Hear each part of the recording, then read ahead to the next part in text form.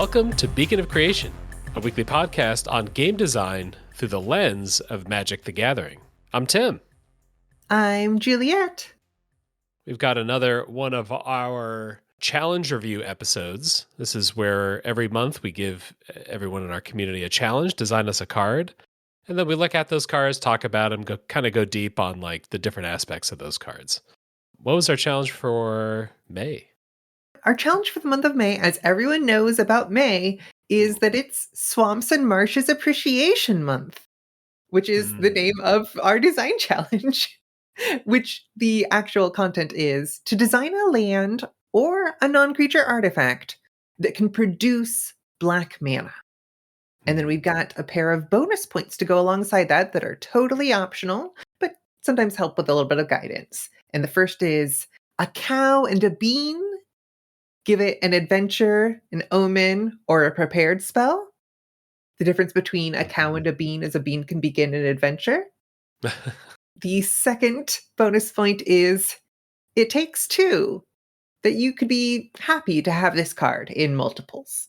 Maybe the opposite of like a legend challenge. Like, hey, I want to put a couple of these in my deck because they work together. And I think we're going to see a lot of these adventures and prepared spells. People are coming off of Strixhaven. They want to experiment with that technology.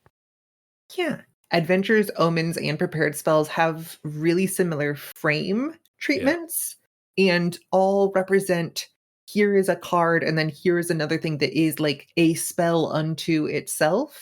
But an adventure is something that you cast and then draw the original card itself. Yeah. An omen is something that you are casting and then that just pitches the original card itself into your library again. Yeah. You're shuffling it into your library to potentially draw later in the game. And a prepared spell is something where you're getting this permanent onto the battlefield. Sometimes it'll enter prepared, sometimes something else will prepare it, and then you can cast that spell oftentimes once while it's like on the battlefield. I think that's going to be a great thing to keep in mind while we talk about these cards, because all of these are really different in what they guarantee for the player in terms of like getting, I guess you'd say like incremental value. If you have an adventure card, if you cast the spell, you're always getting that creature afterward. So you're really setting yourself up for that like pretty clean 2-for-1. With the Omen, it's more like a split card. I'm either going to get the spell side or I'm going to get the dragon side or whatever. And so I'm choosing between two things, but that choice is maybe, those cards are a little more cost effective than an adventure. And then a prepared spell, well, I'm going to cast this creature or artifact or whatever ahead of time. And then if it sticks around, I'll be able to cast a prepared spell. And then maybe in some cases, even cast that prepared spell multiple times. Yeah. So our first submission for this design challenge is from Just Nigel. It's Stromgald Compass. It's an artifact at uncommon for 3 generic mana. It has tap, add red mana. All right. That's interesting. And then it has landfall. Whenever a land you control enters, Stromgald Compass becomes prepared. And then its inset spell is, this is a creature named Agent of Stromgald. For a single red mana, it's a creature human knight. It's a 1/1. And it has pay a red mana, add a black mana. So it just color washes red to black. There's even some reminder text on here of making this clear, but because this Agent of Stromgald is like a prepared spell within the compass, when you cast this like little prepared spell, you get creature tokens of Agent of Stromgald. Agent of Stromgald, I remember being a very flavorful card back in the Ice Age days or somewhere around there. Because we're still early in the era of like decks playing a lot of colors. You're really like providing a vision of like, oh, what are the different factions? And now we've got like spies between the factions and stuff like that. This kind of cool cloaked figure, or at least cool for the time, cloaked figure, but plotting things. I had either forgotten or not known that Agent of Stromgald just like is straight up a real existing extant card from Alliances. Yeah. Yeah. I wonder if the seed was something like, I want to try out creatures as prepared spells. And then like, okay, work backward from there. What are the creatures that produce black mana? How about the most obscure one? Yeah, Let's go for that. this probably takes the cake for that exact Yeah. purpose. Because we saw like Lightning Bolt or Regrowth as prepared spells in Secrets of Strixhaven, but we didn't get to see creatures, so here's a way to get a Mhm. creature. So it's kind of like a recap of what this card is. 3 mana rock. Usually 3 mana is like a little slow on a mana rock, but this has some things going for it. Taps for only red mana, not any color. And then every time you landfall, you get the opportunity to play an Agent of Stromgald. And so I think kind of briefly that means like from here on out, every time you play a land, you get an extra 1/1. You just have to spend that red mana each time, which feels like a pretty good thing. Landfall, whenever a land enters, you may pay 1. If you do, get a 1/1. Like that's like a kind of generically useful thing to do. Mhm. And on top of that, the fact that this compass taps for red mana, it if you Yeah. like on turns where you aren't necessarily if you draw a spell, this compass can help you tap the mana for that spell. Yeah. On turns when you draw a land, it's like, oh, what I'm not going to spend the mana from this compass anyways. Okay. I can tap it and just immediately. And then maybe I do have my mana open for some other thing. But it does kind of pay for or like pay out itself. You don't actually need other red costs. Maybe you Yeah. want other red costs to use this red mana, but like you don't need other red sources because this can just tap to pay for its own prepared spell, which is I think somewhat unique. And I think maybe this card's also chosen because the rules text on the agent is quite small, so it could fit in that Mhm. tiny little prepared box pretty Totally, comfortably. totally. The like works better in multiples part is like kind of true because like landfall cards tend to work pretty well in multiples in Mhm. general because it turns one land play into multiple, if not triggers, multiple effects, which is nice. Agent of Stromgold is like, is 2/1/1s better than 1/1/1? Yeah. But are 2 ways to filter red mana into black mana more useful than 1 way? Not really. One argument in its favor, perhaps, is that having a bunch of Agent of Stromgalds isn't more complex of a board state Hey, than there you go. having one. Yeah. Yeah. Yeah. I, Mhm. I I think part of, at least my memory of this card back in the day, was that there were some number of effects back in the day, maybe like Drain Life, I want to say, which were effects that like require, like sort of X spells that required you to Mhm. play black mana specifically. Yeah. And this allowed you to have like your 2 color deck, but still able to play Drain Life. All right, yeah. So we hit the main challenge. We got some bonus points here for sure. I like that the very first submission is one that's like, "Haha, this adds red." It's like and it works around to fulfill the tapping for black. Yeah, yeah. Our next one. Oh, cool. We've got Wooburg Nick is back with a land with a little adventure this time. So we've got Lair of Snapdax. This is a rare alpha land dash lair. Alpha land, that's a new designation. Mhm. When this land enters, sacrifice it unless you return a non-layer land you control to its owner's hand. And then it says its main ability is tap, choose a color of a permanent you control, add 1 mana of that color. Snapdax, a character from Ikoria. The other half, the adventure, says Big Cat Hunt, red, white, black, Snapdax's colors, for a sorcery adventure. For each alpha layer you control, search your library and graveyard for a card named Cub Warden, Regal Leosaur, or Necropanther. Reveal it and put it in your hand. Then shuffle. And then it has the adventure reminder of then exile this card. You may play the land later from exile. This sorcery keys off of having these alpha layers. I guess it's meant to be like a reference to layers, but alpha layer is maybe to show that it's like the alpha of Ikoria. Like Snapdax is one of those like gigantic mutate creatures that's really potent. The 3 cats named here are all mutate cats Hmm. from Mm-hmm. Ikoria. They're Mm-hmm. a cat dinosaur, and a cat nightmare, respectively for Cubwarden, Regal Leosar, and Necropanther, which I think fits Snapdax, I think, is the dinosaur cat nightmare, Yeah, like, yeah. the trio of types there. How funny would that be, is that to hear for people who have not seen Ikoria cards? Oh, Snapdax, everyone's favorite cat nightmare dinosaur. But not an elemental. Gotta remember that's a different thing. Uh, the sorcery here is like basically draw a cool card. Like it's search your library for one of these cards as an adventure, which, do you want to put card draw on adventures? There's such guaranteed value. Maybe I don't want to do that. But it says, hey, hey, hey, I'm handling the fact that this is such a free thing to put on a land by requiring you to play multiples of these layers in order to really have this work. I like the idea of Nick says there's no benefit of casting this adventure unless you have one or more of these lands already in play. It is somewhat contrary to the default idea of an adventure. Hmm. But it's not so strange for specifically the lands with adventures that we've seen, Hmm. which are the town cycle from the Final Fantasy set, Hmm. where like you're happy playing that land on turn one. It's just a land that enters tapped and then taps for a color. Like if that's one of your land drops, you just play it as a land and everything. But then late in the game, if you draw this, or if this is your, and you've got like four other lands, and you're like, okay, I can wait to play this or things like that.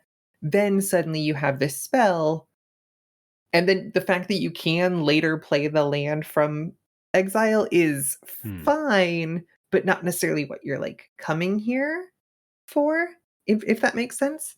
And so adventures on lands are particularly different, and this isn't dissimilar from the adventures on lands that we have already seen, even if that's not the only mode. Like you could have a Hmm. cheap adventure on a land with the Yeah. idea that like I'm delaying being able to play this, but I'm gonna cast this on turn two and then play this land turn three.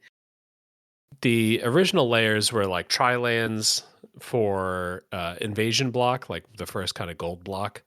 And had the same sort of thing where you have to bounce some other land in order to play this, so you're kind of like slowing down your land plays, or resetting some of your land plays in order to get a lot of fixing. I feel like this is probably worse fixing than the original layers. Does that feel fair to you? Yeah, I don't think this usually fixes for things Yeah. unless you are specifically doing a hybrid card that you're then Oh, yeah, fixing that's true. for, Yeah. which admittedly, so Necropanther and Regal Leosar both have gold Yeah. costs to Yeah. cast, but hybrid costs to mutate. Yeah. So hypothetically, if you have a deck full of stuff Mm. like that, Hmm. or you're drawing that up and then playing this after having adventured it, but like I'm guessing that the other alpha land layers for the other apex predators of Ikoria Hmm. would also have the exact same mana ability. Choose a color of a Yeah. permanent you control, add one mana. That so being able to mutate a Regal Leosar onto, I don't know, an Ornithopter, Yeah. whatever that you're playing, like a thing that doesn't have Yeah. a color particularly, then now unlocks your ability to cast Hmm. red and white things. But if you are using Big Cat Hunt to pull up your hybrid creatures, you've already got the red, white, and black. And if you're using the alpha layers you already have to maximize Big Cat Hunt and tapping those alpha layers for mana to cast Big Cat Hunt, you Hmm. already have red, white, and black permanents on the battlefield. Hmm. Hmm. I guess for me, but it's possible for this to be like an annoying like drawback. Like this might generate no colors until I Mhm. have permanence in play, and I already have a drawback on it. I don't know. I'm reacting a little negatively to that, like to the possibility of playing this card because of that. And I suppose maybe that's a somewhat reading another bit from Nick's write-up, this card is part of a tight cycle I came up with while working on the challenge. So outside of Mm. format like standard, you could have multiple alpha layers in a 4 or 5 color singleton deck to make that possible. Hmm. And the idea of running multiple of these, I guess maybe in a 5 color deck or something, but I really think I Mhm. would want like this is my weird utility land that's Mhm. like kind of barely a land. Maybe I'm Mm. running 4-ish of these. Maybe this is a little bit closer to like a legendary land in style, despite not being a real legendary land in type. And so this wants you to have multiple, but also if you are playing like basic swamp, alpha land layer, the next turn basic swamp, then the next like alpha land layer, the next turn like your sequencing gets kind of tricky in a way that I Mhm. think destabilizes you a lot, which can be really useful things to put on lands, even though that's not really intuitive. Because if a Mhm. land really doesn't contribute to your mana base of casting things, Hmm. then you put it in your spells chunk of your deck as far as like what your math looks like. Or you go, hey, I'm playing one of these. Hmm. But playing just one of these doesn't work with the big cat hunt Yeah. part. I would like better 2 of these 3 drawbacks rather than all 3. Yeah, yeah. I think that's probably true for me too. Like, there's stuff about the ambition of this. Hey, we've got these. We're bringing layers back. Who are we bringing it back Mhm, for? Oh, the Ikoria alphas. Love that. What absolutely. does that alpha do? It gathers together some of the other creatures that are part of its pack. Oh, awesome. Love that too. A little too like in terms of actually wanting to put it in a deck. I could have like a draft deck that is all snap decks related, and I have 2 of these 3 cards, and I don't really want to play this card. Mhm. Maybe part of it is that if you have these layers, you can now print cards that interact with layers, and you can be really generous with those cards because the inherent drawback of these alpha layers is high enough that you could very cheaply allow people to like put them into play, cheat them into play, draw tutor them out of your deck. You could make that all really generous because the cards themselves are very niche. The way, like, a border post can get you a 2-color permanent on the battlefield on turn 1, basically, by Mm-hmm. the, like, alternate cost, or I'm thinking of, Cliques of Nylin, the Oh custom yeah, set, custom set. Yeah. where you can kinda just, like, get these kind of enchantment-y things that are the 3 colors, Hmm. onto the battlefield that then your other cards can care about. In this case, if there's, like, a bunch of 2 mana mirror or whatever that cost 2 generic mana, but are the colors of different ways to enable that are Yeah. possible, they just aren't in a limited format by default. Hmm. Yeah. Yeah. Cool seed to the design. A lot of different kind of knobs to look at here, and yeah, it's also just fun to see. Old cards get referenced. Oh, you can grab one of these cards. That's a technology I like as well. Yeah, thanks for the submission. Our next one is from VT Basemat. It's Cabal okay, Slew. right, but it's slough is how but Yeah. I'm just not familiar with that as a term for, like, a fen or bog or something, but, it's Hmm. possible. There's Uh, another slew I think that taught me the spelling. oh, okay, let's Canyon Slough. oh, is that a existing land? Yeah, it's like the cycling, one of the Amoket lands. Great, of course, yeah, naturally. There's so many different geological things that I know about because of Magic card names. The meaning of slough is a place of deep mud or mire. Wow, thanks, Merriam-Webster. Cabal Slough is a swamp land that enters tapped and Mhm. has tap, add black mana for each other land you control named Cabal Slough. At the beginning of your end step, if this land is untapped, it becomes prepared. Hmm. And then its prepared spell is a little instant that costs a single black mana by the name of Dark Ritual, whose Whoa. real text is add black, black, black. We got some stuff going on with this card for sure. Before we get to the prepared spell, if I'm just looking at this card, this is a land swamp, which means it naturally has the ability to tap for a black mana. Does that seem right? Mhm, mhm, And it additionally has the ability to tap for a black mana for each other card you control named Cabal Slew. mhm. So it's like a ETB tapped black land is sort of the starting point. It has this other thing. If somehow you have two or three of your Specifically 3 or four, 4. Yeah, because at 2, they just each would tap for 1 because it's each oh, other, each other. Yeah. So you need and they three. already tap for 1. Yeah. Hell Mhm. yeah. All right. Like mentally, if I'm like figuring out how I'm going to play this card, I'm almost striking that off of this card. The ability to tap for extra mana if you have like three or four of these in play. Mhm. So it's either my ETB tap black land, or if I don't spend it, it's sort of like a battery of some kind because I get to like charge up a dark ritual that I can then cast. I can get my extra mana that way, Yeah. which is certainly appealing and cool and something you'd want to do. And this calls back to, like, Cloud Post, which Sure. Yeah. mm, fun in some formats and then Hmm. ultimately broken in nearly every format. I think eventually, as enough cards are printed, that gets exponential on its own. But also Cabal Coffers, a really classic famous Yeah. card Hmm. with Hmm. Hmm. pay 2 generic mana, tap this, add black mana for each swamp you control, Hmm. which it Hmm. itself isn't a swamp, but you play that with Urborg, Tomb of Yawgmoth, which then makes all of your land swamps, and suddenly you can make a lot of mana very efficiently in the mid game, and then just so much mana very, very quickly after Yeah. that. So Cabal Slew is self-limiting by not looking at types like swamps or locusts or things like Yeah. that, but instead looking at names. Hmm. But if you don't use it at the beginning of your end step, so all you have to do is not tap it that turn. So it enters tapped, you need to untap it and then have Yeah. it untapped all the way to the end of your turn, and then suddenly you have a dark ritual.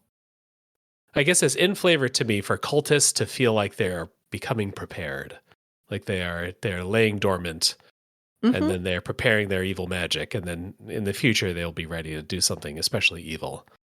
I think because of that, the other tap ability is like a distraction to me. Like, mhm. I don't know. I think this land is cool enough with just the dark ritual part, and if we want to keep that other clause, that other tap, we kind of want some other condition on there because it's just so hard to do anything with it. Yeah, and it also is a little bit funny that if you do have 4 of these out, you're tapping this and you're tapping it for 3 black mana, and, like, that is a very you're tapping each of them, potentially Yeah. for 3 black mana. That is a slight upgrade on Dark Ritual, but, like, have 4 of these out to have a slight upgrade on Dark Ritual, I don't think is Yeah. like, you can just get the Dark Ritual part of Yeah. of Yeah. this. It's so you see this sometimes with cards where like they have two different versions of the same ability that are conditional in different ways. Mhm. And I think that might be something where, like, the bonus point leading slightly astray for trying to make it, like, more explicit that you want this card in multiples, Hmm. Hmm. where the base challenge plus the prepared spell components, we like those elements of this particular card Hmm. in that particular way. Yeah, and I think that like having a couple of these dark ritual prep lands is Mhm, already okay in multiples. Like, hey, I want to get up to my 8 mana demon. Yeah, this is going to give me a route to getting to that 8 mana demon. mhm. Um, Yeah. yeah, very cool card. Some kind of interesting technology on like don't use this land. Like we've seen batteries or storage lands or whatever else, like a variety of lands that can do this kind of thing. And this like feels extra cool because you're also referencing a relatively famous card. Yeah. The idea of being able to fetch land for a dark ritual is even if you Mm. can't do it on that turn, but I do think that is going to be if this card were printed with this sort of untapped prepared sequence of things, I would definitely expect to see that alongside like a Tendrils of Agni Mm. storm deck Hmm. being Hmm. because like it's not just dark ritual mana, it's also dark ritual Yeah. the spell gets cast. And that's also great.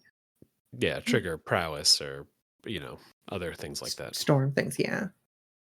But altogether, an exciting card, Yeah. and Hmm. I definitely agree that that's really interesting design space to explore of, hey, can you leave your lands untapped to prepare them for something else? That's good flavor. Hmm. All right. Next up from Kern, we have another land. This one's called Sleepy Sedgemoor. This doesn't have the swamp type, but it is a land that taps for black mana. And then it has Snowfall. Whenever a snow permanent you control enters, this land becomes snow and prepared. That's kind of cool. So snow permanents are, this is just like a designation on permanents. This is just like, you might have a snow centaur instead of a regular centaur, and then things care about snowiness. And the way that this care about snowiness is that its prepared spell is called Hibernate, which is a snow sorcery, but it has a mana cost of snow snow. So it has to be two sources of mana that are themselves snow. Sedgemoor isn't naturally a snowland, but it'll become a snowland. Anyhow, I've got this tap for a black mana, snowfall, become prepared, and then hibernate for 2 mana. Tap target creature and put a stun counter on it. Its controller gains 2 life. Oh, huh. Yeah. I suppose that does fit hibernating in a Yeah. particular way. Yeah, you take a nap for a little while and you get a little healthier because of it. It's interesting to have a cost of snow snow for the prepared spell sorcery Mm. component of this, Mhm. in that my default assumption for snow permanent you control entering is a snow basic land, like a snow covered swamp, or something like a cold steel heart, like a mana rock that has the snow Mm. type. Mhm, mhm. And if either of those things are the snow that you play, or I suppose a boreal elf is a Sure. Yeah. then Sleepy Sedgemoor then also freezes over. It becomes snow, which you have to do in order to be able to cast Hibernate to begin with. Like, this land has to be snow because becoming snow and prepared are part of the same component. Then, like, it taps for one of the snow, so you really just need one snow permanent, like, Mm. in Yeah. order to hit that threshold, which is Yeah. maybe enough. And then successive snow permanents just let you recast Hibernate multiple times, I suppose. Yeah. Once you have it rolling, if you have like the all snow deck or like a lot of snow in your deck between your lands and your permanents and stuff, you could hibernate every turn if you wanted to by just like playing a new snow thing, then hibernating again, playing a new snow thing, hibernating again. Casting the hibernate spell doesn't depend on tapping the Sleepy Sedgemoor, so you can use the mana from Sleepy Sedgemoor to help cast your hibernate spells, which means that you could probably get a lot out of this land. Um, I guess my initial reaction when I saw this, or at least the first part of like tap target creature, put a stun counter on it.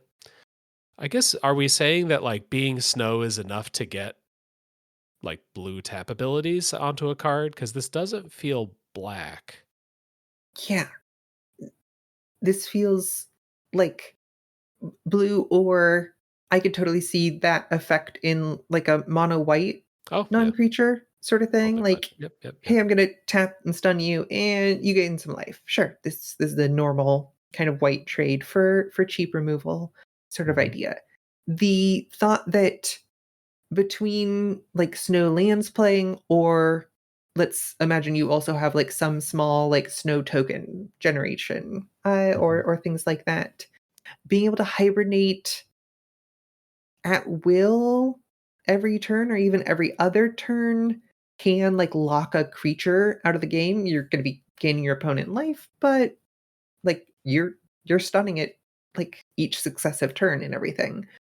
And so that seems pretty strong for not having like a shields down sort of thing, because Yeah. assuming that the two life sort of trade Mhm. off, I think I might want some other cost involved in this sort of repetitive sort of option.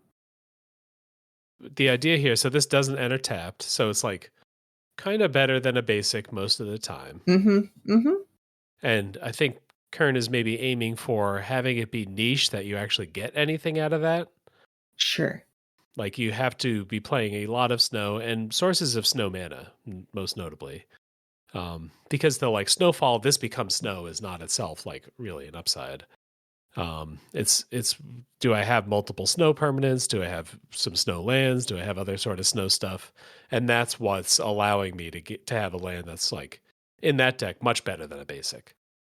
There's cool technology here. I think it's kind of funny that like snowfall causes this to become snow. That's like an interesting twist as well. Like I don't have that much snow at first. Like in draft, it's typically hard to get a ton of snow. So here's a way to like almost like proliferate your snow once you have some snow. Yeah. So it's it's certainly a cool effect that you'd want to play in your snow deck, like snow limited deck for sure. And it kind of like extends out the game. Do I need like more time to do my master plan? I'm going to give you extra life because I don't care if you have extra life. I just want more time. Yeah, yeah. Obviously, we are past in a few different ways the point of worrying about can is it okay for lands to be strictly better than a That's basic true. land? Yeah.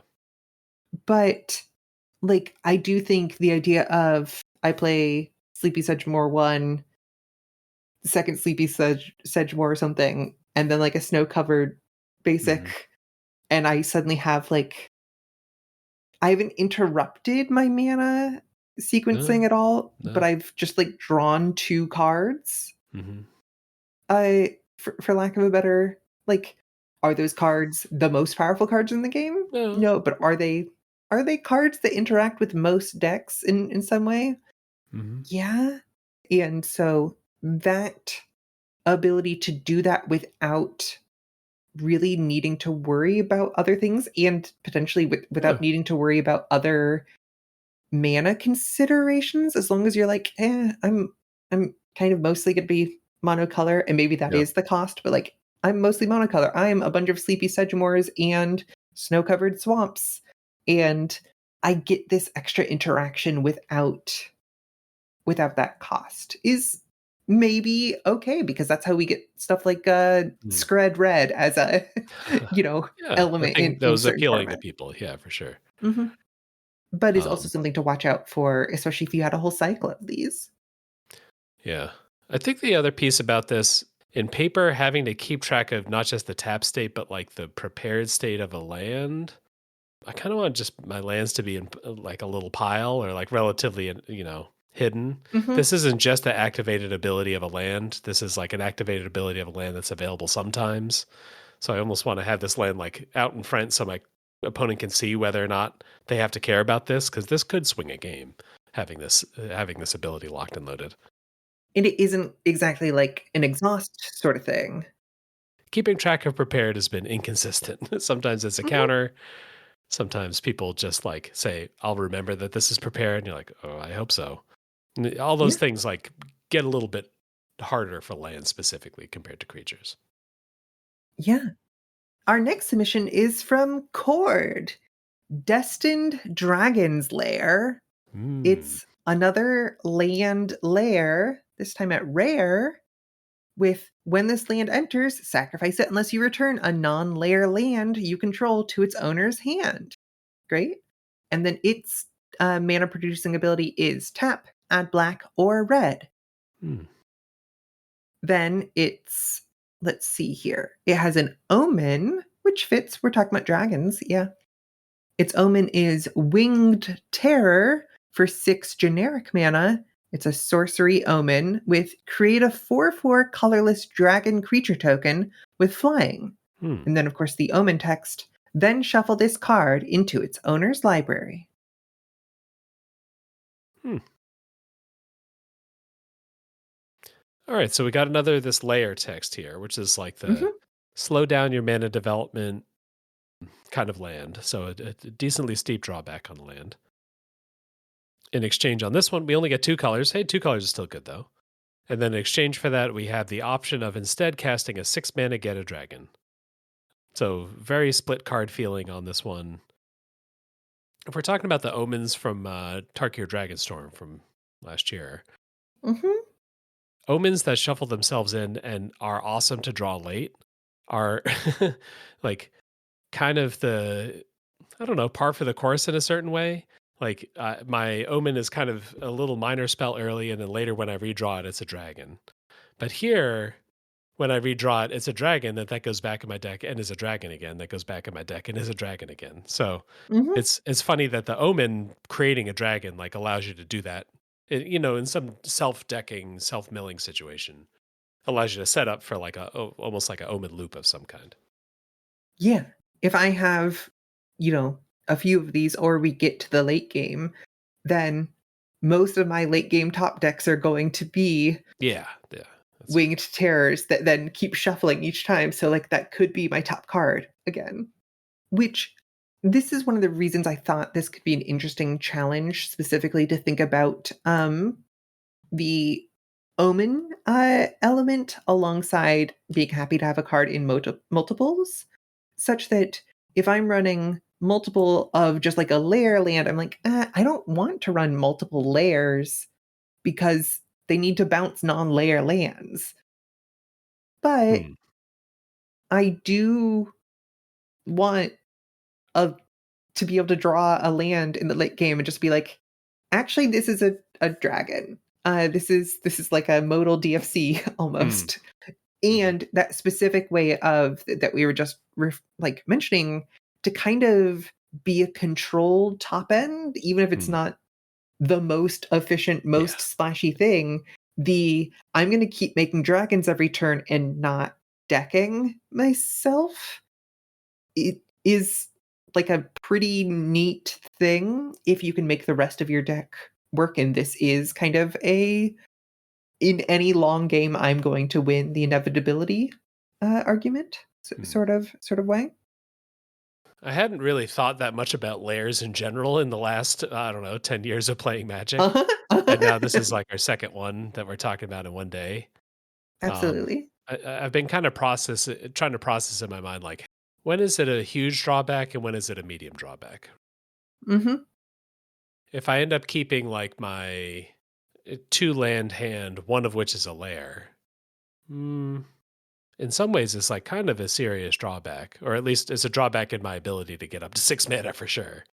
mhm, If I have to bounce a land and I get to replay it in the same turn because I just don't have enough lands in my hand, then maybe it's like not a huge drawback because I'm kind of covering a land drop that I would have missed otherwise. mhm, You can't question that this is like power creeping the like standard common duels. Like I don't think that that's fair to say. The drawback on this is like significantly stiffer than just enters tapped. mhm. The thing you point out there, though, is kind of neatly relevant. Like, this doesn't enter tapped, and if I play basic swamp turn 1, turn 2, I can tap that swamp, Hmm. play Destined Dragon's Lair, return that swamp to my hand, Hmm. tap Destined Dragon's Lair, and be playing a 2-drop.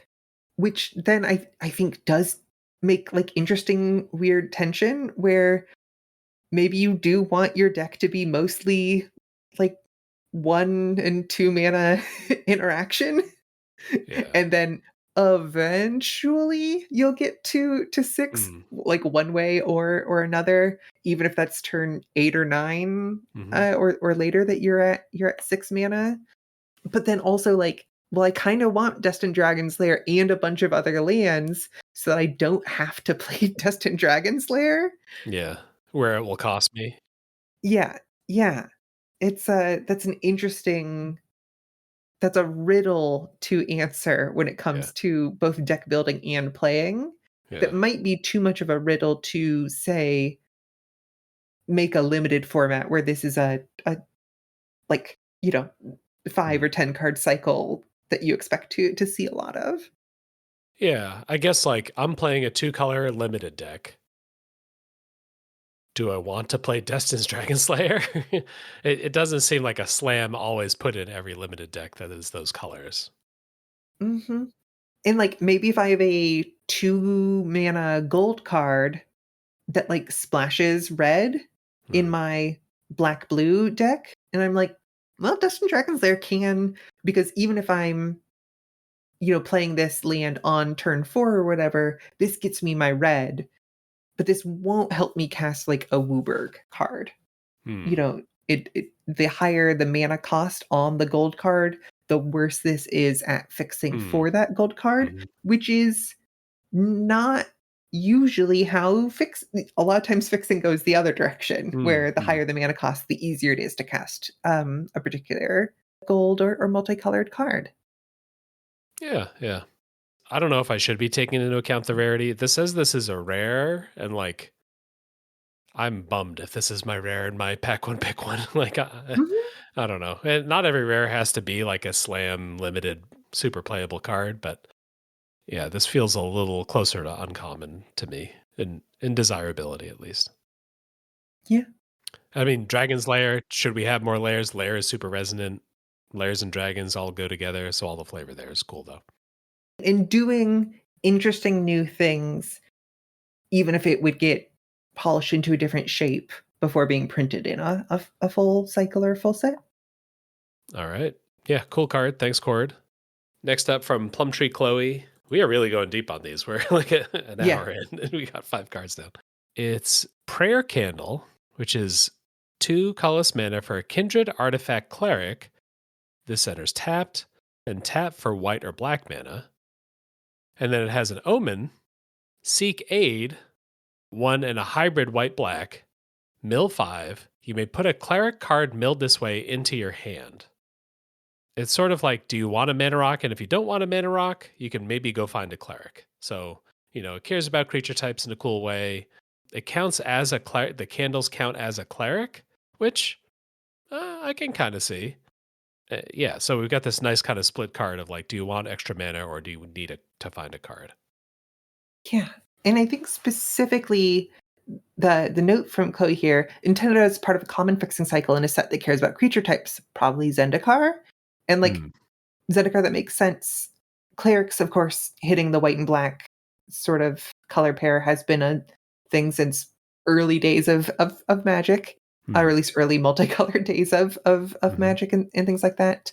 But also that I'm pretty sure this works with the party mechanic.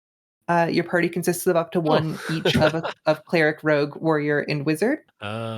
Okay. I wasn't totally sure on the Zendikar thing, but the party mechanic for Zendikar. I mean, there were plenty of clerics on Zendikar, but Mhm. the party Yeah. mechanic makes that make more sense. I was coincidentally playing Onslaught Limited this weekend, so I uh, Is it just Edgewalker? Is that the yeah. the There's like a Samite healer that scales based on number of clerics. That's a card. yeah. Prevent the next 4 damage dealt to something. That's good. So Prayer Candle Yeah. would have absolutely slammed in that deck. Yeah, so an enters tapped mana 2 mana mana rock is like very decent. Like that's something that Mhm. Mhm. like a white black commander deck is often happy enough playing. Mhm. There aren't that many cleric-y decks, so hey, let's give them another cool card so that they can have more fun being a cleric deck. The fact that you kind of are happy playing, obviously in Commander, you'd have one of these, but you'd be happy playing if this was printed like 4 times with different names, you'd be happy doing it because the Omen part can find more prayer candles, though Huh. if you specifically want prayer candles, you should probably cast it rather than Hmm. Omen to shuffle it away, then try to Yeah. mill it, then try to bring this back to your hand. That might be just a way of getting things into your graveyard. But being able to either have a cleric if you just need cleric as a type on the Hmm. battlefield, plus some fixing or ramp that, a 2 mana add white or black Hmm. rock will give you. And then if you don't need that, or you don't need it as much, you have this incentive to build your deck with enough clerics that you would want, like cleric creatures, so that you're this kind of has like a mind stone Yeah. sort of, but instead of casting it, it's if you draw it in the late game, you can go, let's see if I can pull up I mean, even in the mid game, you might go, Yeah. I need a creature more than I need the mana right now. Let's Yeah. toss this in the bin, or let's shuffle this into the library, mill 5, and then Hmm. see if I can pull a cleric up up from that. Maybe that cleric reanimates something from the graveyard, and I Yeah. also milled a a reanimator target. That was the other piece I was starting to think about, the mill component. Mhm.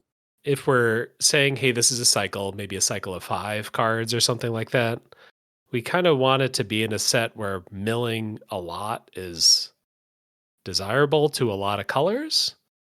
Um, Mill 5 is like pretty good, I would Uh-huh. say.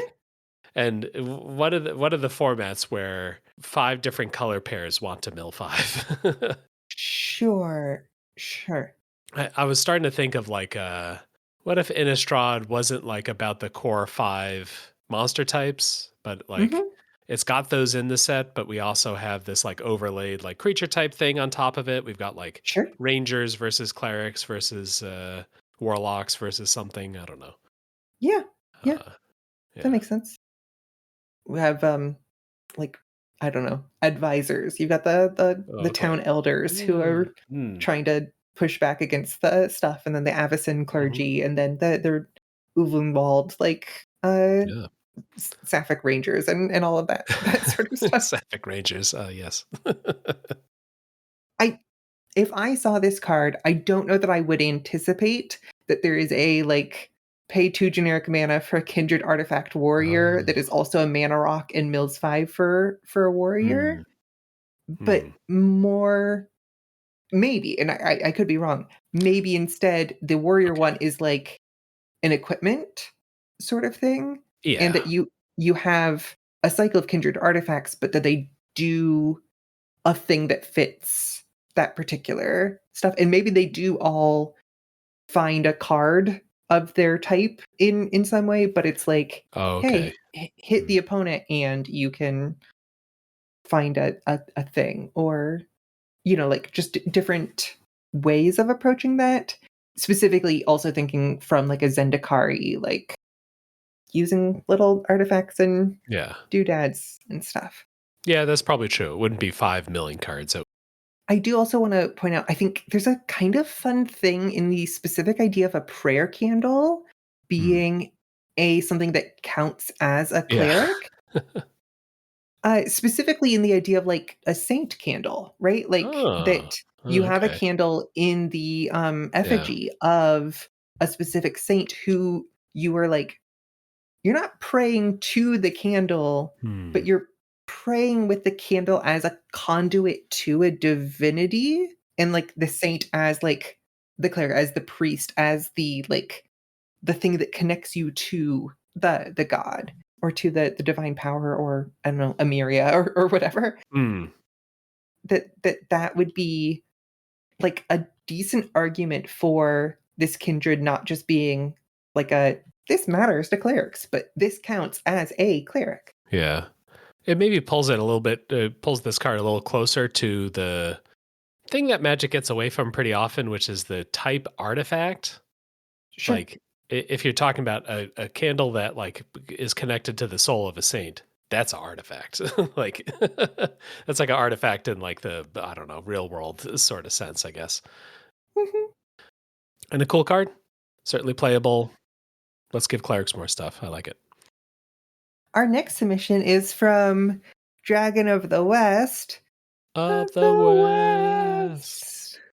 It's Fragment of the Void of the Void. It's 2 and a black for a rare artifact with this artifact enters prepared. And tap, add colorless mana. Oh. If you've cast a spell named One with Nothing this game, add black, black, black instead. Hmm. And wouldn't you know, it has a prepared inset spell, which is One with Nothing, an instant for 1 black mana with discard your hand. Hmm. Flavor text. When nothing remains, everything is equally possible. Alrighty, so 3 mana artifact that makes 1 mana. But if you sort of like hellbent once, it becomes a 3 mana artifact, which seems like a cool hoop to jump through. Yeah. I think this plays in an interesting space alongside other like Hellbent or Heckbent sort of cards Hmm. because it both can turn on Hellbent, the idea that Yeah. you have an entirely empty hand, but also like, hey, I want to like get down to one card. And then like, okay, I'm discarding one card to turn my 3 mana artifact from tap for a colorless into tap for 3 black mana, which I kind of want to do as soon as possible. I want like Yeah. even That's turn true. 4 to Yeah. somehow be like discarding and then Mm. spending 6 mana to on activated abilities I have or things like that. Getting extra mana is like better and better the earlier it happens, which I think is the, kind of cool tension of this card where earlier in the game I still have 5 cards in hand. I don't want to discard all those unless they're like, I don't know, madness or yeah, I have they can come out of the graveyard or some other thing where I'm going to recoup that lost card advantage. Yeah. Would you ever play one with nothing? The like card. The Would you ever cardboard put card. that in your starting library if you have Fragments of the Void in your deck? Such that you could one with nothing on an earlier turn. One with nothing turn 1. Hmm. That way on turn 3, my Fragment of the Void is already turned on as soon as it Hmm. enters. Probably not. You'd have to figure out a way to then also hit all of your land drops, like, through That's a true. one with nothing. The only commander I've been aware of that might run one with nothing, not because it's awesome, but it's at least like, look at me, I'm doing this and it's not awful, is a Mhm. card that I've played against a little bit called Oscar Rubbish Reclaimer, who, whenever you discard a non-land card, you may cast it from your graveyard. So you can, it sort of like gives you like a one-shot sort of madness for everything you're about to discard. So you could Mm. still discard them, but cast them all while you're doing that. Yeah. I see this is a new Capenna commander. I just, like, intuitive I was like, "Oh, Oscar Rubbish Reclaimer." This is a, like, Bloomburrow commander raccoon Oh, sort of name. oh, okay. Yeah. Oscar. Yeah, because Rubbish. you imagine like a puppet, right? Oscar the Grouch. So, And, like, rubbish, like, Oscar and oh, rubbish yeah, next you're to right. each other Rubbish. is, Yeah. like, trash, yeah. Uh, Yeah. He looks like a Demir mind mage, which is like kind of strange, but that's just how it is. with, like I mean, Obscura, I guess, is Demir plus Orzhov. He looks like a Orzhov person revealing that they're secretly Demir. Oh, You know what I yeah. mean? He's got this, Yeah. like That's anyways, true. we He's got like a tabard kind of thing on him. Yeah. a tower and, like, the head his flashlight headpiece has, Hmm. like, the Orzhov sun on it Okay. too. Okay. Fragment of the Void, though, the card submitted by Dragon of the West. Fun, art flavor sort of idea of this, like, "Hey, I came up with." I feel like we bring up the Crunchini Bone every design challenge of you. But I have Hell this yeah. cool, weird, Yeah. jewel, and it's like, okay, I can tap it and it produces just, like, a little bit of colorless mana, and, like, that's useful.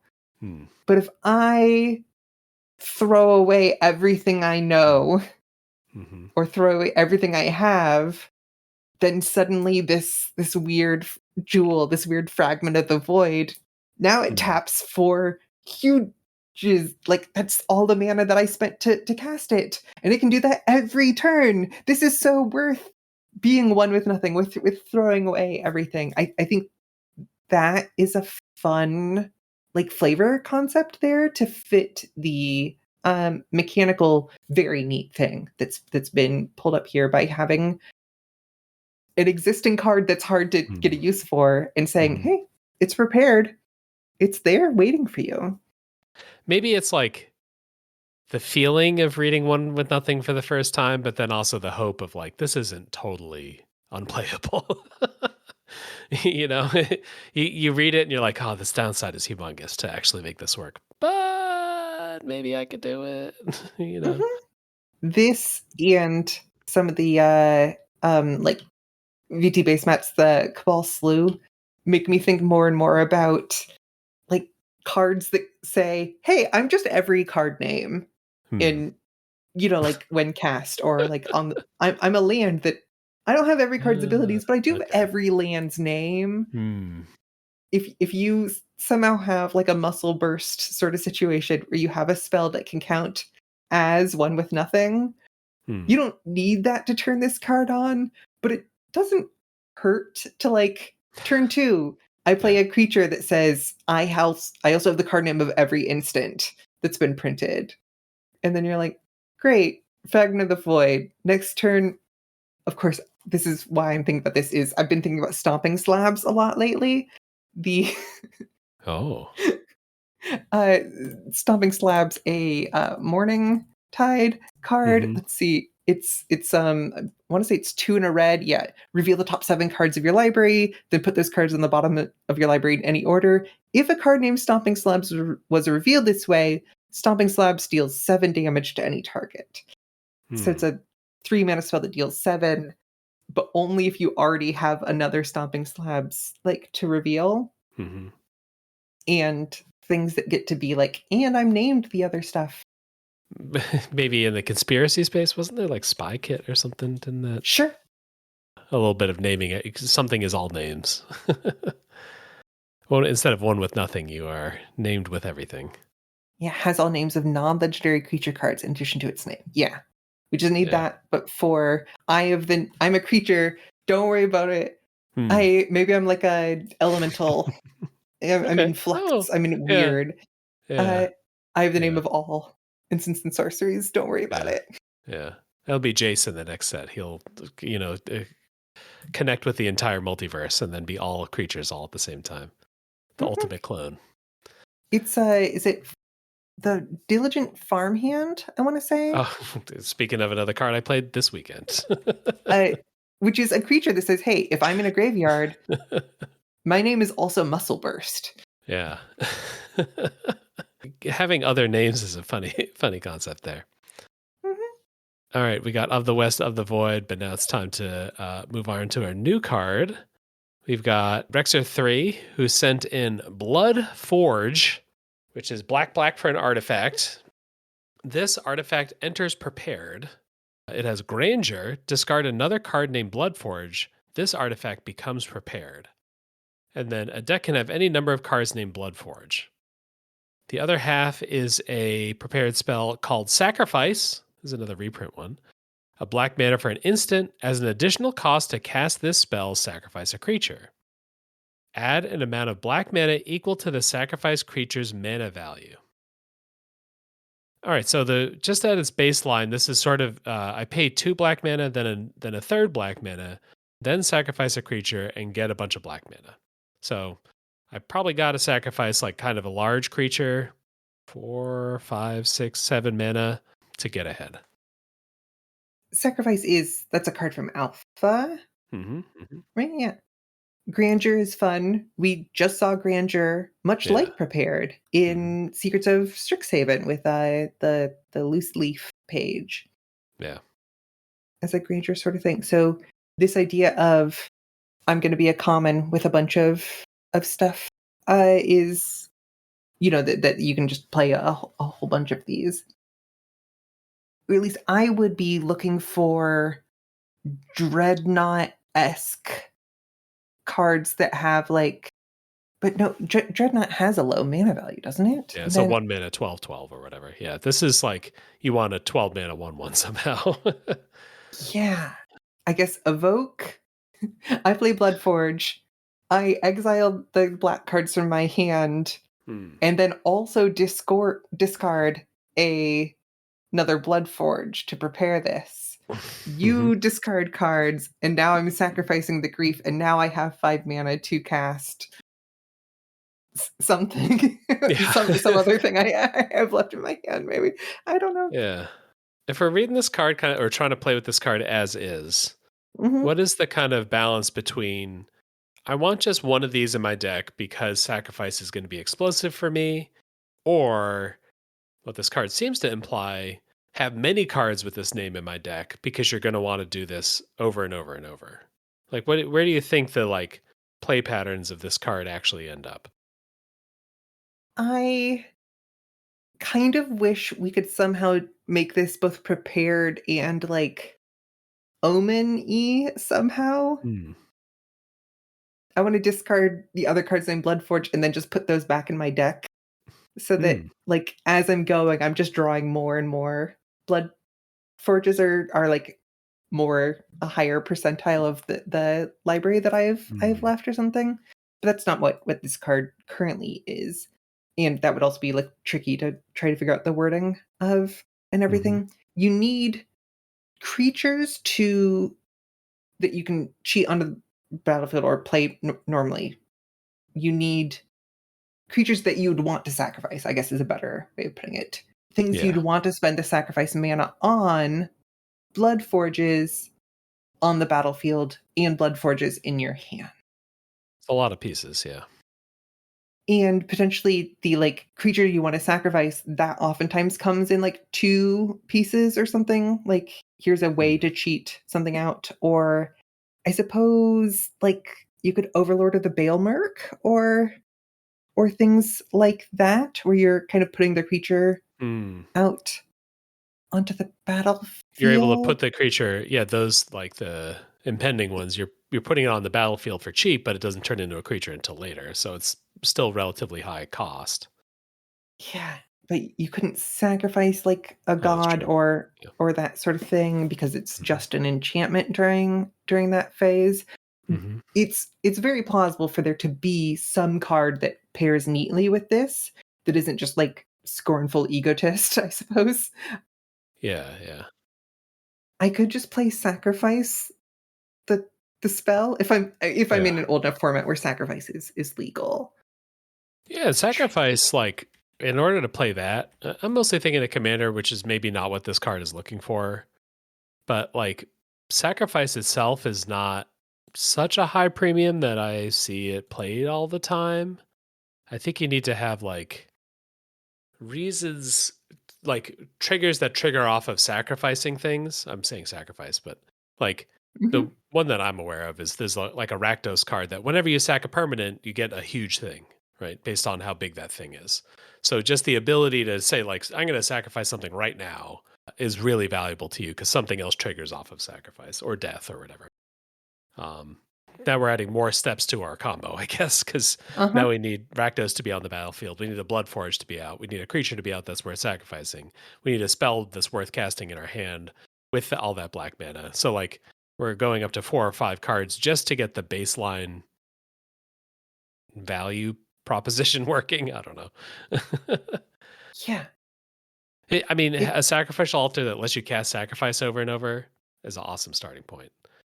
yeah. But we're still trying to figure out like why do I have 5 blood forges in play? Like that part feels a little funny. But this can produce black mana. Hmm. It's a non-creature artifact, and I do think you would want to have because the first Blood Forge is worth very little. Mm. If you are playing a singleton deck, or Mm. if I draft one of these in limited, I think I want like 3 or more Blood Forges Yeah. because the grandeur is so like intrinsically necessary as part of the component. Hmm. Next up is a card from Player's Grade, Who which sounds like a new submitter, but is just a rename of my brother, Chris. cool. So, I was gonna say, I thought so. do you know what player's grade refers to? Uh, is that a thing in like, is there like mint, near mint, heavily damaged? Player's grade. Yeah. Yeah, you don't Uh, care what this card actually like quality. The paper might be wrinkled. But you're putting it in a sleeve because you're playing. Yeah, I would say heavily played and players grade are pretty comparable. Like Gotcha. I don't care about the collectability. I'm just here to shuffle them up. You know, that's players grade. That makes sense. It's either that or like an inclined plane that Oh. you get there before your opponent at a tournament and you're like Mm. you secretly put this down on the table and then you put your like deck mats on top so that when you roll the dice Mm. it like it Okay. follows the grade and then like Mm. it's like oh I rolled a 20 I guess I'm playing first. That's the the player's grade. All right, all right. The submission here is Vile Vile. That's Vile space VIAL for 2 generic mana. That's an artifact. It has tap, add, black, black. You get 2 poison counters. Hmm. And tap, sacrifice Vile Vile. You and target opponent each get 1 poison counter. Obviously, a very explosive card to start. It's like a mana rock that replaces its own mana the turn it comes out. Mm-hmm. The downside is I get to use this 4 times. I get to use this and other copies of it 4 times before I blow myself up with the 5th one. I could imagine I have 2 of these in my hand. It's turn 2. I play my second land. I tap both those lands, put a Vile Vile out. I tap it to play a second Vile Vile. And maybe then I tap that for another 2-drop or something. Who knows? But then, like, the following turn, that turn 3, I can have, even if I don't draw another land, access to 6 mana. If I do draw another land, that's 7 mana. If I somehow had a third Vile Vile of, like, in my hand on turn 2, I could have access to, let's see, 8 mana on turn 3 or something. Obviously, that's not going to be mana that you don't have access to 6 mana every turn for the rest of the game.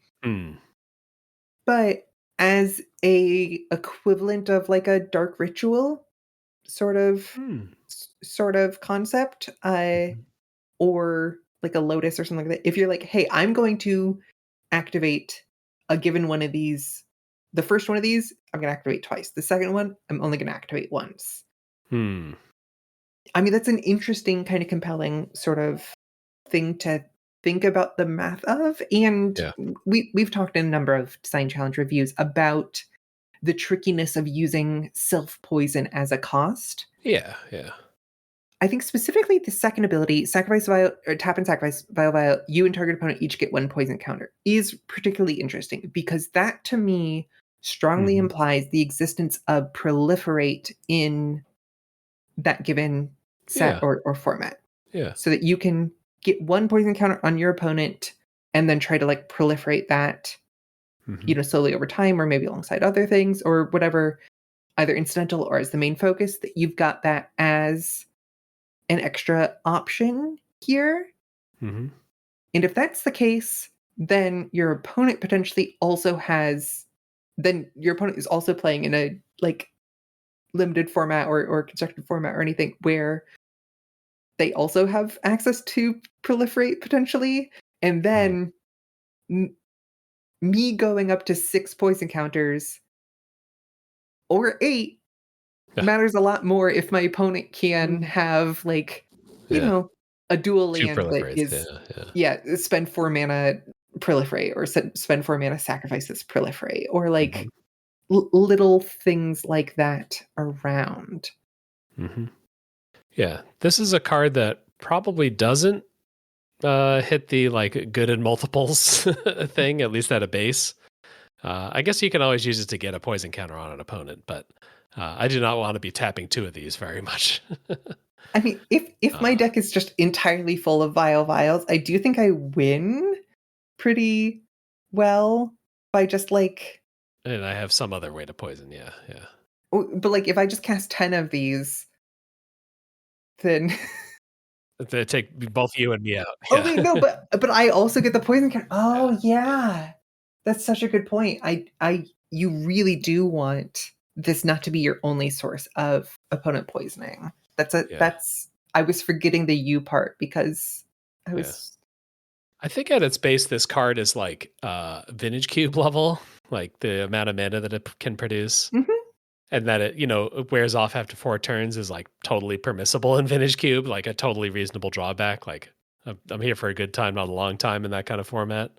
So it has that aspect to it where in like high power, like high impact formats, this is just very, very, very good. In limited, this is probably like closer to a dark ritual because like how many huge mana spells am I slamming down where I'm getting a benefit out of this? Maybe not too many. And in limited, I can't really count on drawing this, so I can't just like stack a high curve for my deck. So it's maybe like a little safer in kind of retail level draft.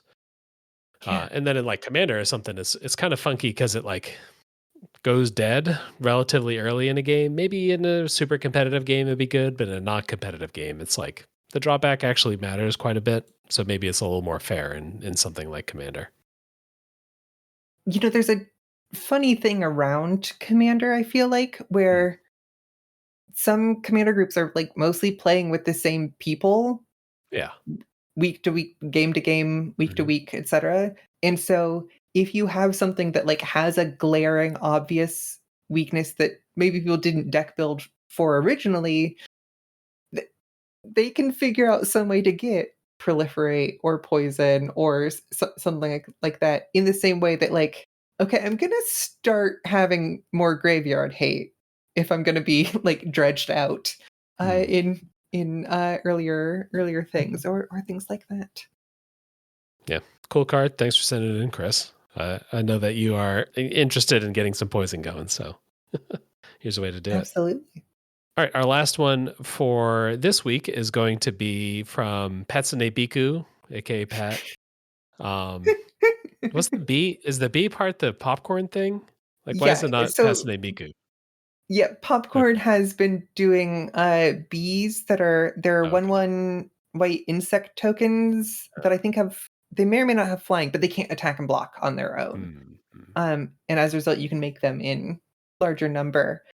But I think Red Bay first made them without made them as bee type rather than insect type, and so we've Oh. gone back and forth about different insect support There you go. stuff. And also, we just now had our first Miku card put into Oh my Popcorn. Popcorn god. has been great. Every Yeah. day I see a Popcorn design that makes me go, "Oh my gosh, that's so fun. This is exciting." Yeah. Different stuff. I'm finding it really hard to make commons. Like, Mm.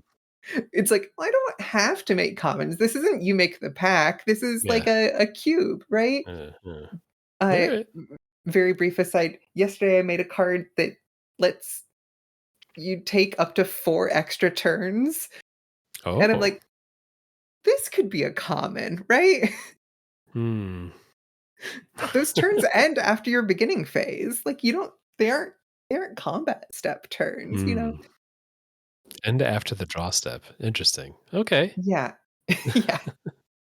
A It lot. does that to the Live next 6 without warning. turns, and then yeah, yeah. Okay. It's pretty funny stuff. Yeah. Anyways, yeah. Check out the popcorn app or hop into the channel and start throwing cards out. Pet's card is Piranha Tank, 2 and a black. For Kindred Artifact Villain, this artifact enters prepared. It's making sense to me. This artifact enters prepared. Whenever you commit a crime, create a 1/1 black fish creature token. Yeah. Yeah. We'll break it down some more, but like we've got this like 3-minute thing that triggers and makes you some fishes here and there. It's prepared though, and the other half is Piranha Marsh, a land. This land enters tapped. When this land enters, target player loses 1 life, and it taps to add a black. So baseline, I get this Piranha Tank, but if I'd like to, I could also expand that into a Piranha Marsh, I guess. Piranha Marsh being from that original cycle of Zendikar lands that have Oh. spell-like abilities. I think the Colony Garden cycle Mhm. that's like, "Yeah, we can make an O1. Target player can lose 1 life." Is Sajiri Step one of those? Maybe. Step might have been in a, higher Hmm. rarity. Yeah, no, Sajiri Step. Yeah. Wow. Uh, Fun, weird stuff, but that's a neat callback. Yeah. This is, I Yeah. think, the Another reprint. first prepared spell that's a land, Yeah. which And with how prepared is written currently, it doesn't work because you have to cast the prepared spell. mhm, But they could just update that and say play or cast or whatever. yeah. Crime, as a reminder, is whenever you cast a spell or activate an ability that targets an opponent or their stuff, you're committing a crime. Yeah. And a lot of crime stuff says, hey, once per turn. And I think this card might want that because there are probably some cases where I can say, like, give -1/-1, give -1/-1, give -1/-1. Get like a lot of fish relatively quickly Oh, with this piranha tank. my brain was thinking whenever you commit a crime, prepare this spell. When this enters, create a 1/1 blackfish creature Mm, token. That's mm, not what this is. This is 2 and a black for an artifact. You just play this land whenever you have an open land drop. yeah, Whenever you commit a crime, create a black one. Yeah, especially if you have a whenever a creature you control enters, impact tremors, sort of yeah. healing damage to. I remember that in Thunder Junction when we first got commit a crime, there being about a lot of clauses that said like, "Hey, do this thing, but only once a turn." Mhm. Looking at some of the cards here, 7 of the first 8 have that clause. So this is like, I don't know, maybe partway through working on commit a crime, they were like, we have to put this text on everything because it is kind of necessary. The only ones that don't really have that limit are kind of like self-limiting because they leave the battlefield or whatever, leave the state that they were in. So Yeah. being able to maybe if you're in commander or whatever, it's totally fine to commit like 4 crimes and get 4 fish. But at least as they saw it for limited and standard, once a turn is maybe what you want. I think that makes sense as a really good note on this sort of, token creation, especially as a yeah. There are probably things that you can target an opponent's thing with that you could do 20 times in a turn. Especially I was wrong to think about, impact tremors in Hmm. particular because that is just a triggered ability, but I think Hmm. literally just goblin bombardment and piranha tank just Hmm. kills your opponent Yeah. because they just sacrifice ping and I can just ping your Yeah. face, create another fish, sacrifice ping, and just Yeah. just win the game. Yeah. We're going deep on this little niche here, but like even like a blood artist is another example. Mm. Like Mhm. when your creatures die, target player loses a life and you gain a life. Like if you have some way to sacrifice, maybe that sacrifice costs you a mana or something, but you could still like, sack a fish, get a fish, sack a fish, get a fish, sack a fish, get a fish, and like drain while you're doing Mm. that. It is funny with crime, like eh, maybe almost all these cards need that extra clause on it, which is a funny restriction to the mechanic, I guess. Yeah, yeah. And I suppose another way that it has been done on some of the cards and could be done here is, like, at the beginning of your end step, if you committed a crime this turn, Yeah, or that's at the beginning true. of each end step, if you committed a crime, create a 1/1 blackfish, and it's like, "Oh, great, you fed the piranhas, they're gonna grow."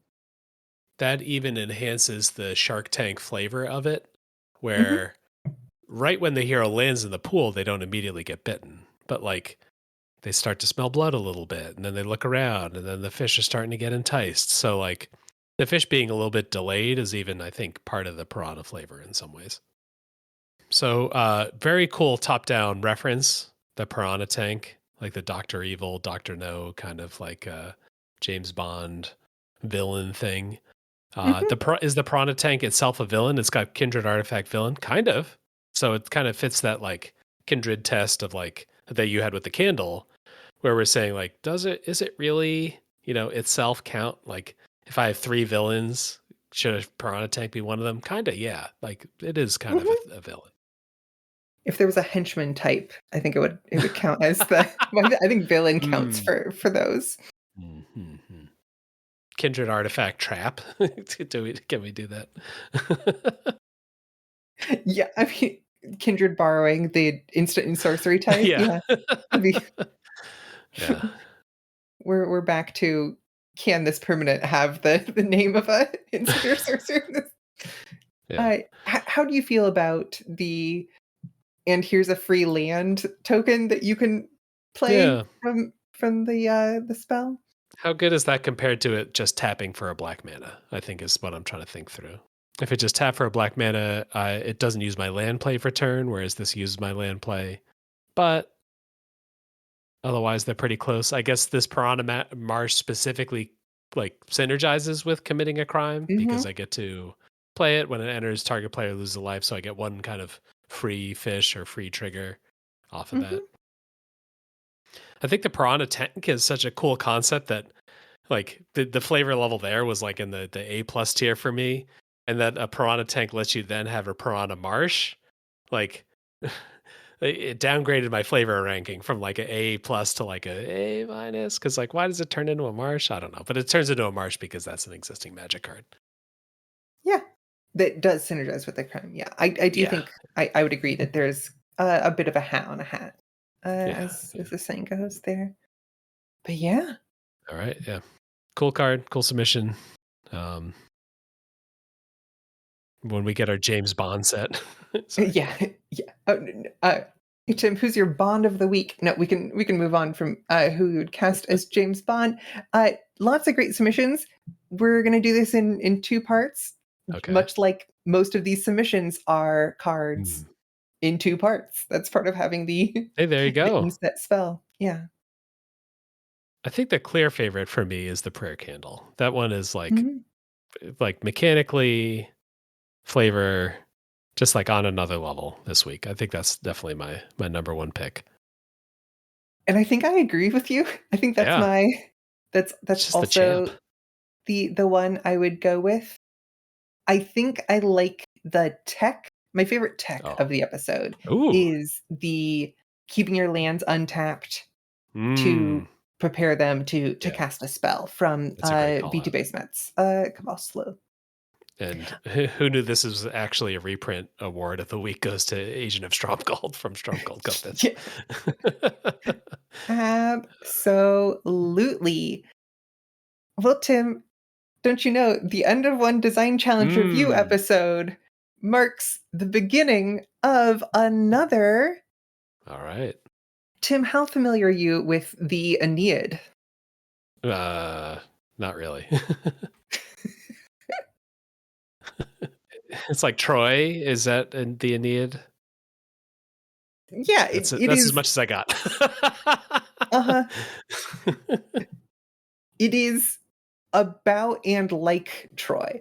Uh, Oh, uh, the June Design Challenge is Haughty Juno. oh, Design a hate bear for curtailing a particular strategy, which could look like, for instance, limiting, stopping, taxing, protecting, hmm, countering, yeah, sacrificing, or more. There's a hate bear tag on Scryfall.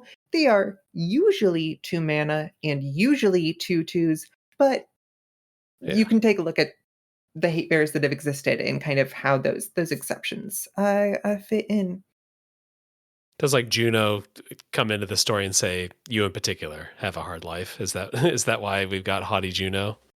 Well, I'll tell you what, the Yeah. opening of the Aeneid is Okay. Arms and the man I sing, who, forced by fate and haughty Juno's Oh. unrelenting hate, expelled and exiled, left the Trojan shore. Long Hmm. labors, both by sea and land, he bore. And then it goes on. We don't need to read the whole poem. Hell yeah. But yeah, haughty Juno, the analog Yeah. for Hera, but in Yeah. the Roman pantheon, and our bonus points match this. First bonus point is Oh. Arms in the Man I Sing. Give the card a musical theme. Oh. And the other bonus point is Who Forced by Fate. And of course, these are optional bonus points, but have the card interact with exile, or it can be cast from exile or enters from exile, which you could include thinking about things like foretell or suspend or plot or stuff like that. Force of will is like a. I mean, it's not a hate Yeah. bear, but it would. Uh-huh. It's the kind of thing. Yeah. Yeah. Yeah. So hate bears.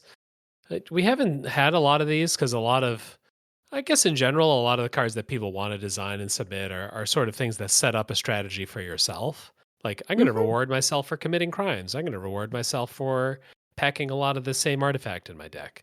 So with Hate Bear here, we're sort of looking from the other point of view. We're like, what's a thing that I would like to stop that's either like common enough that stopping it is like pretty good. Oh, all creatures cost a little bit more, or searching your library is hard to do. They either like have a general applicability in the format they're meant for, or they're like such a fun kind of interactive way to stop a particular strategy, and I'm going to sideboard for that. So in my standard deck and my modern deck, I'm going to swap out a couple cards from my deck to allow me to play this hate bear that is like really good against like, oh, you can no longer cast things from graveyards or whatever. Like that's the like a really targeted sort of hate bear. So I'm interested in seeing people flex their kind of muscles on like that balance between this card feels kind of either it's targeting a thing that's common enough that it's not a liability, or it's such a cool hammer. It's such a fun thing to bring in against a certain kind of deck. And hate bears can help curtail a super dominant deck. Thinking Yeah. about something like Kataki War's Wage, Mm, which was one of the only and best ways to deal with affinity in like standard and extended for mm, quite a long time. That makes sacrifice artifacts be sacrificed if the controller doesn't pay one. mm, But hate bears can also kind of create whole strategies or enable them. Thinking about something like Thalia, Guardian of Thraben, which really mm, has mhm, made like white weenie or hate bears dot deck like mhm, exist in especially like modern and legacy, and I think a variety of other formats for a long time, where it's like, hey, having this creature that says non-creature spells cost one more to cast might not seem like a lot, but it actually does enable you to play a creature strategy against all of these like mm, dominant kind of mm. explosive storm and similar non-creature non-creature decks. So you can think about it can help target a specific thing, or it can be a general toolbox tool that lots of decks use, Yeah, or yeah. it can be creating and enabling a whole strategy by being able to target and limit a specific thing. Yeah, I'm really looking forward to it. That sounds like we're going to get some cool cards out of this. If you want to get your card in, try to get it in by June 26th. If you'd like us to read it on the pod. But a thing that's happened a couple times now, like if you come across these episodes like sometime in the future, you're just joining us, feel free to just like jump into Card Critique or one of the other channels like months later and just throw in your submission. We'd be happy to see them in the future too. Absolutely. And that will be our podcast for the week. Hop on the Discord, like we just said. That's where you're going to submit. That's where you're going to see other people's cards. You can jump into Popcorn, which is a very fun design game going on right now.